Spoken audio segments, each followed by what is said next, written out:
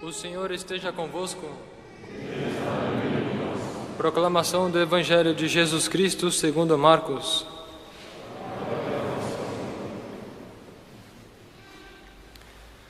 Naquele tempo, Tiago e João, filhos de Zebedeu, foram a Jesus e lhe disseram: Mestre, queremos que faças por nós o que vamos pedir.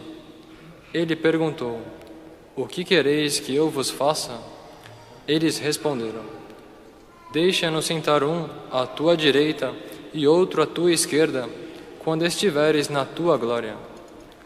Jesus então lhes disse: Vós não sabeis o que pedis. Por acaso podeis beber o cálice que eu vou beber? Podeis ser batizados com o batismo com que vou ser batizado? Eles responderam: Podemos.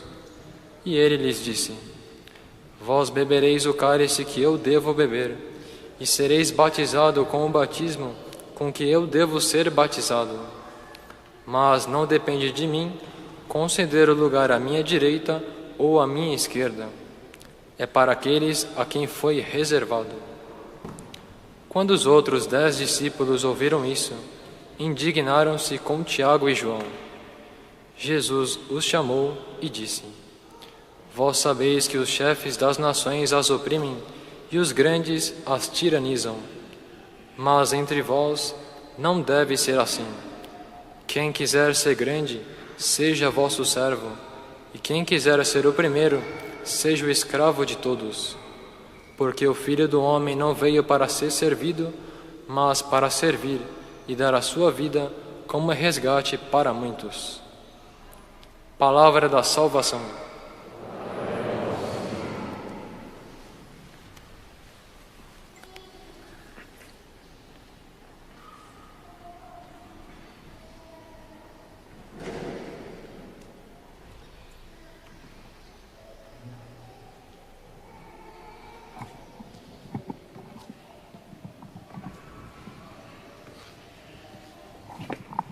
Ave Maria, cheia de graça, o Senhor é convosco. Bendita sois vós entre as mulheres e bendito é o fruto do vosso ventre, Jesus.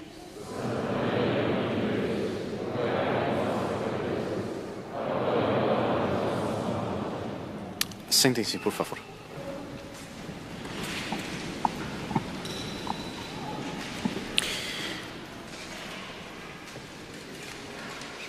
A liturgia de hoje nos focaliza um dos maiores mistérios da nossa fé. É algo propriamente incompreensível para a nossa mente limitada, a nossa mente presa ao tempo, presa à matéria. E é de um Deus que cria por amor, tira tudo quanto existe do nada, cria o homem à imagem e semelhança dele, dá a este homem todas as riquezas, todas as perfeições, todas as maravilhas, cumula este homem de bens, e cumula esse homem muito mais do que apenas os bens materiais que existiam no paraíso terrestre, cumula o homem do dom do seu amor. Dá para esse homem tudo. Dá tudo quanto um pai todo-poderoso, um pai que tudo possui, que tudo conhece, tudo quanto esse pai pode ter, ele dá em herança ao homem. Isto no início do Gênesis, depois de ter criado o homem, Deus diz ao homem que disponha de todos os bens da terra e que tudo era entregue nas suas mãos. Esses bens, naturalmente, não eram entregues ao homem apenas, melhor dito, não eram entregues para o egoísmo do homem. O homem era constituído ali administrador dos bens de Deus, dos bens materiais, não dos bens invisíveis. No credo nós rezamos que nós cremos em Deus, Criador das coisas visíveis e invisíveis. Ao homem correspondia a governar as coisas visíveis, as coisas da terra.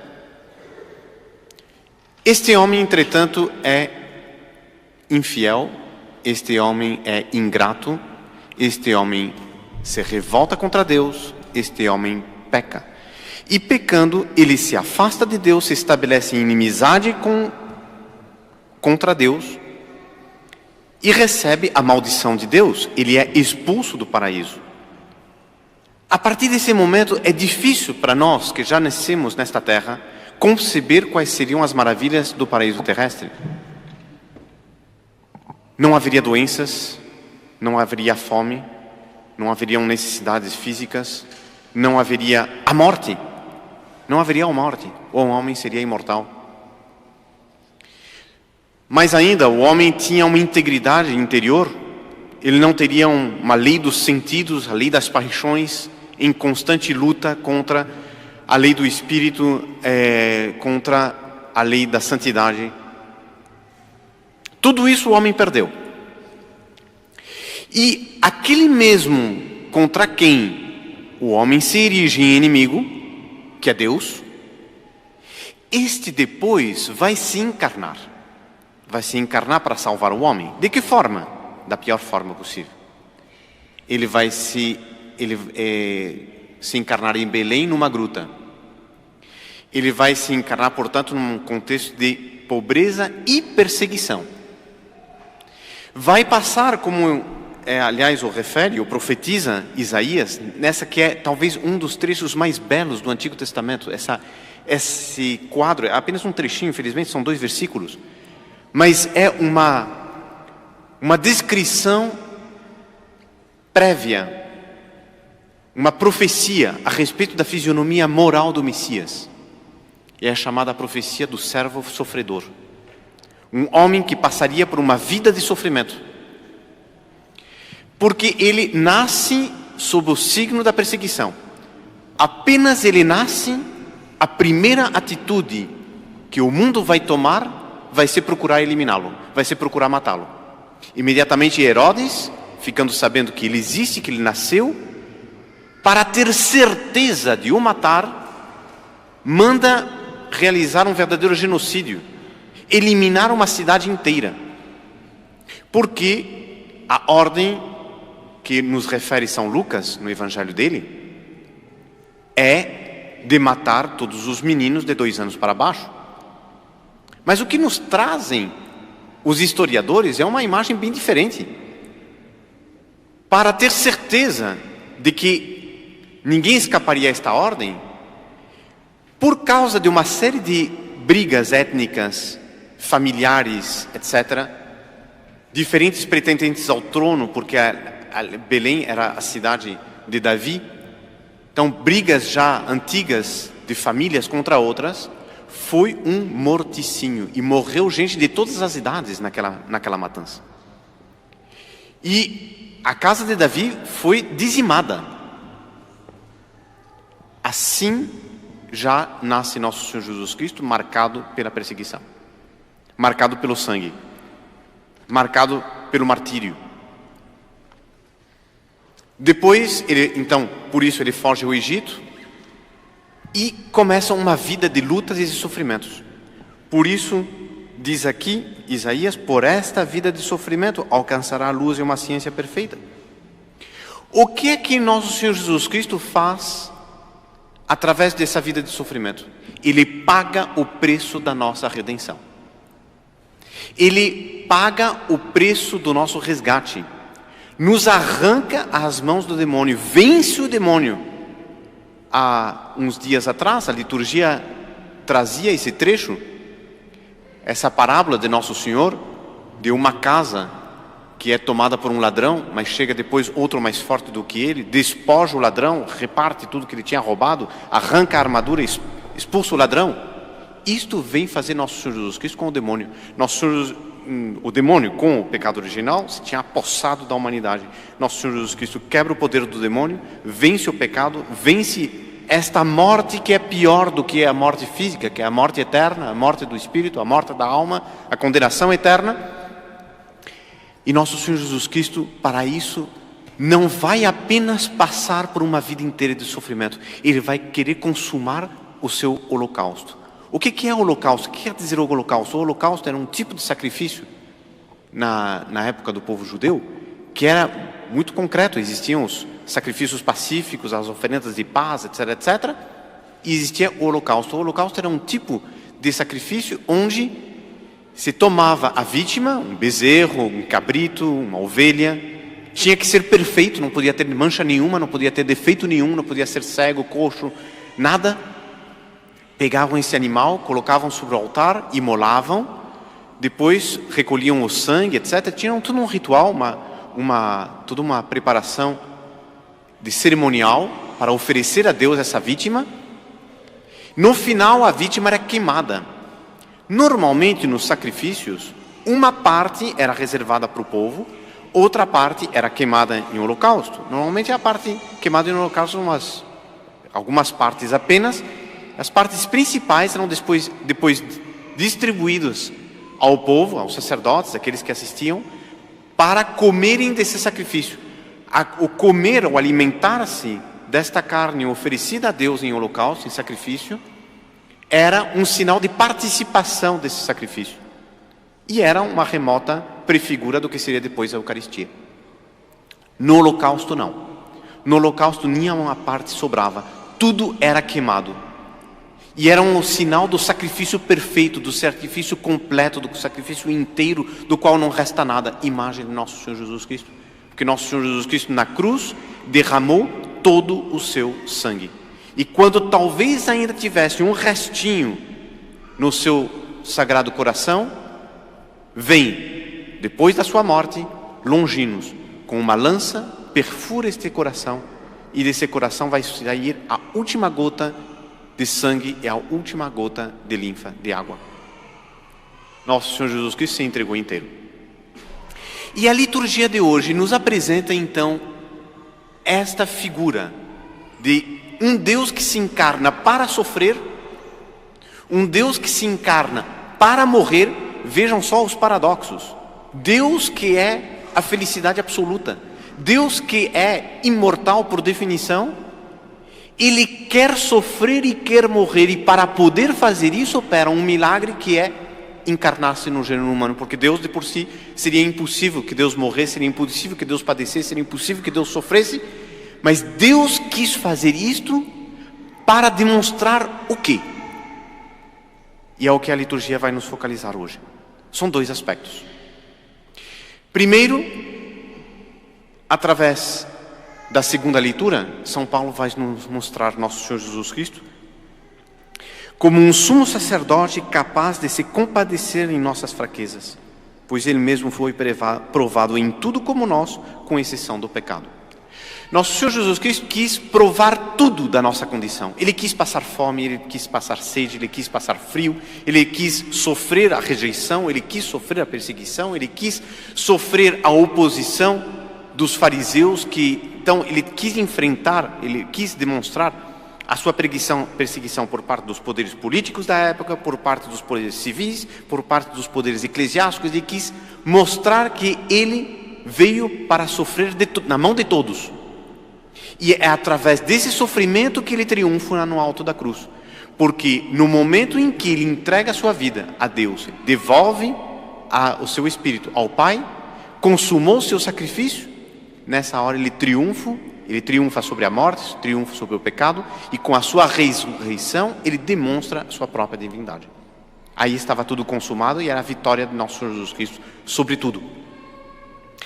Mas para isso Ele quis sofrer, e Ele quis passar por todas as nossas debilidades, para ser exemplo para nós de como nós mesmos devemos passar pelo nosso próprio sofrimento. E aí está a primeira lição. A primeira lição é que nosso Senhor Jesus Cristo diz que se nós queremos seguir a Ele, nós devemos renunciar a nós mesmos, carregar a nossa cruz e segui-lo. Nós vamos passar por todas as dificuldades pelas quais Ele mesmo passou. Nós vamos passar pela perseguição, nós vamos passar pelo sofrimento, nós vamos eventualmente passar pela doença. Todos nós vamos passar pela morte. E nós devemos enfrentar esta cruz, nós devemos enfrentar essas dificuldades, esses sofrimentos, nós devemos enfrentar tudo isso com aquela mesma disposição de sofrer que nosso Senhor Jesus Cristo. Nós ouvimos aqui várias crianças chorando. E nós vemos nisto um sinal da dor que nos ataca desde os mais tenros momentos da nossa infância. Todos nós vivemos entre dois prantos: o pranto inicial na hora do nosso nascimento e o pranto final na hora da nossa morte. A cruz atravessa a nossa vida. E São Luís Maria tem essa frase muito impactante. Ele diz que nós todos nascemos, vivemos e morremos no alto do Calvário. E ali todos nós encontramos 3 cruzes. E destas cruzes ninguém escapa. Nós apenas podemos escolher em qual cruz nós vamos ser crucificados. Nós escolhemos se de fato nós somos inteiramente bons, se inteiramente santos, se seguimos nosso Senhor Jesus Cristo pela via da inocência, nós vamos ser pregados na cruz de nosso Senhor Jesus Cristo. É a cruz do inocente, é a cruz do santo, a cruz do homem perfeito que atravessa esta vida em justiça e santidade. Pode ser que nós não tenhamos tido a alegria de sermos inteiramente justos, inteiramente santos. Nós estamos cercados de fraquezas, como diz São Paulo na carta aos Hebreus hoje. Nós somos cercados de fraquezas, pode ser que nós venhamos a pecar. Então, nós não teremos a cruz de Cristo, mas nós vamos ter uma outra cruz à direita dele. Esta é a cruz do bom ladrão, a cruz daquele que se arrepende, aquele que pede perdão das suas faltas, tem confiança em nosso Senhor Jesus Cristo, se dirige a ele dizendo: Senhor, lembrai-vos de mim quando chegarmos ao vosso reino. Esta é a cruz onde a maior parte de nós nos encontramos. Todos aqueles que nós não tivemos a alegria de seguir nosso Senhor Jesus Cristo pela inocência, podemos seguir a nosso Senhor Jesus Cristo como o bom ladrão, na cruz do penitente.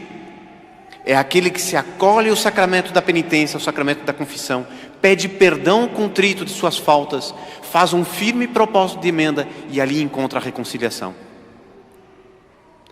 E se não temos nem a cruz do inocente, nem a cruz do penitente, nós invariavelmente não podemos escapar, nos encontraremos na terceira cruz. E a terceira cruz é a cruz do condenado. Condenado justamente por nossas faltas, como também foi condenado o mau ladrão, entretanto não tendo como o bom ladrão o arrependimento de suas faltas.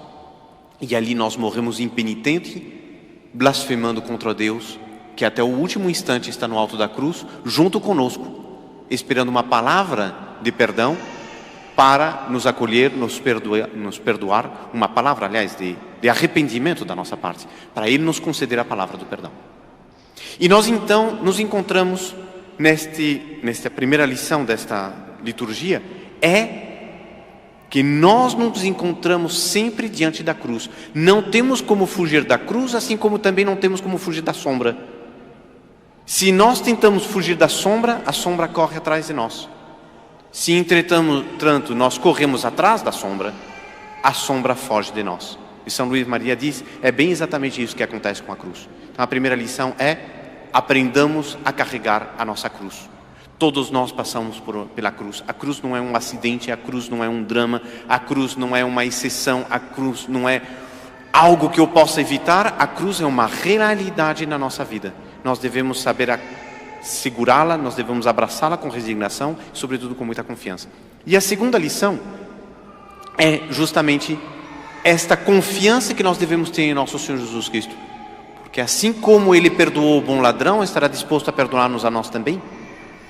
E se Ele se encarnou, como nós dizíamos no início, com tantos requintes de amor, com tanto requinte de demonstração de afeto, a tal ponto que Ele vai dizer no Evangelho de São João, Ele vai dizer exatamente isto, que não há nenhuma melhor forma de demonstrar o amor por outro do que aceitar de sofrer e entregar a própria vida pelo outro.